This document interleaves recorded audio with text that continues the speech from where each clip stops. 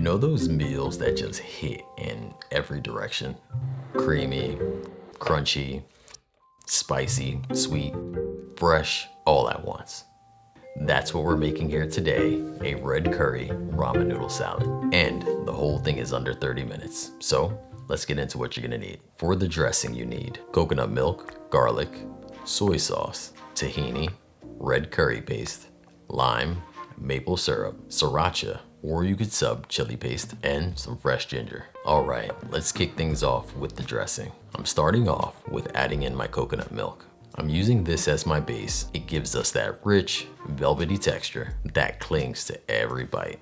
Next, I'm adding in my garlic. These are going in whole. The immersion blender will take care of the rest. Now soy sauce, tahini, red curry paste. This is where that deep, layered flavor comes in, and you're gonna love it. We're gonna do some fresh lime juice, but before that, we're gonna zest the lime in here just to help us sneak in just a little bit more flavor. If I didn't have a lime, rice vinegar would be my next option. We're gonna finish up with some maple syrup, sriracha for a little extra kick, and we're just gonna wake everything up with some fresh ginger. Initially, I tried to use my immersion blender in this cup. Once I got going, things started rising to the top, and as you can tell, the ingredients have no room to breathe. Therefore, I switched it over to a bowl, and another option you can do is use a blender. Mix it well so there's no chunks, no separation. You want that sauce to pour out silky smooth. This is our chance to adjust. If we need more heat, we'll add some sriracha. And if it feels just a little too thick, we could add a splash of water. The dressing is gonna be spicy, tangy, savory, and a teeny bit sweet. But trust me, once you taste it, you'll be looking for excuses to put it on everything. Set that aside and let's get into our veggies. To start things off, we're bringing in our red bell pepper. After you give it a good rinse, slice off the stem. I like to cut my bell pepper down the seams, which ultimately make it easier for me to remove the core with minimal seeds left behind. From there, I slice into strips and go back across to dice it up into cubes.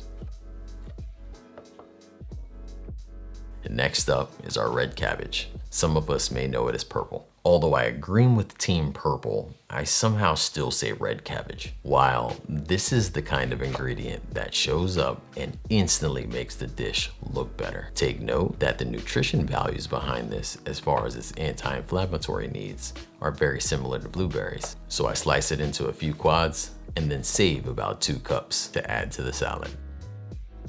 I have fresh corn today because I'm gonna be doing a little more to it. You know, adding a bit of spark. Of course, if you're short on time, you could always use canned. But if you're following my process, chop off the ends, slice it in the middle, and once you have these fourths, I'll show you what we're gonna do with it a bit later. Next up is our broccoli.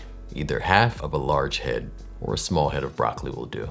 The broccoli you could do raw, but we're gonna be putting these in a pot in order to brighten them up a little later. And don't forget to save your stems. You could peel them a little bit, but for me, they're just fine, just sliced up and cooked along with the rest of the ingredients. And finally, our pineapple. I twist off the top, cut off the outer skin, and then start to dice it into chunks. For those of you kind of a novice in picking out pineapples, I'll add some tips on the screen that you can take away and use on your next grocery run.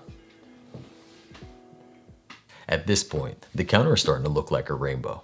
And while that's a good thing, believe it or not, we're not quite done.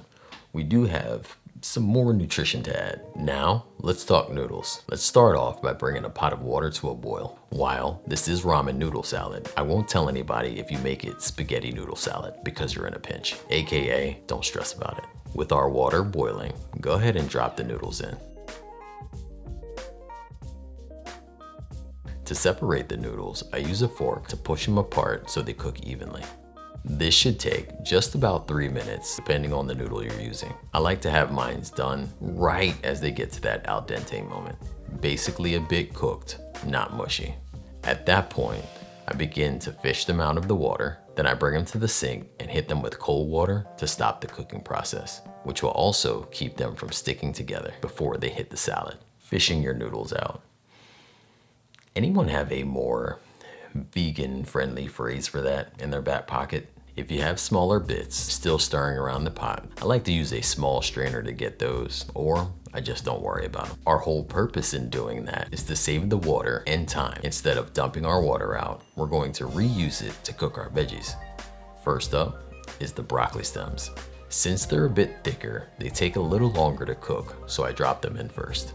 About a minute or so after that, I add in my broccoli florets and my edamame, cooking them until the broccoli turns this vibrant bright green and you'll see the edamame start to float to the top. For me, this is about 3 to 4 minutes and everything is done. At this point, we can remove the whole pot, strain it, and set it aside. We'll also allow this to cool, but hit it with some cold water as well, so this way the cooking stops there too. This is an extra step, not necessary, but the taste makes all the difference. This recipe I'm doing in the summer, and for me, I love adding my corn onto a grill in order to get those smoky flavors. As you can see here, I'm using a cast iron skillet to try to help replicate that for me. I started off in the skillet, corn side down, and let it go for about 2 to 4 minutes. Once I start seeing it begin to brown and have those charred bits, I know it's good to flip. Then, after I'm finished up, I let it cool just enough that I can handle, and I use a knife to shave the kernels right off the cob. Another tip is if I didn't cut my pineapple into those cubes, I usually will put it on the grill in order to add some extra flavor too. But I guess I could put it on a skewer and kind of get that same thing. Okay, so now for the easy part, where we assemble our salad. But first, I want to put into frame the other additions. I'm going to be using some baby arugula for some added freshness and some roasted cashews for that little extra crunch. I leave them whole, but of course you could dice these up if you would like more crunch in every bite. And we all know how to do a salad from here. You put it into a bowl, add your dressing, and you toss. Now this is a salad. You got a little heat from the red curry paste and sriracha, a balance of sweetness from the pineapple, corn, and maple, crunch from the cabbage and the cashews, and that rich yet creamy coconut and tahini, just tying it all together.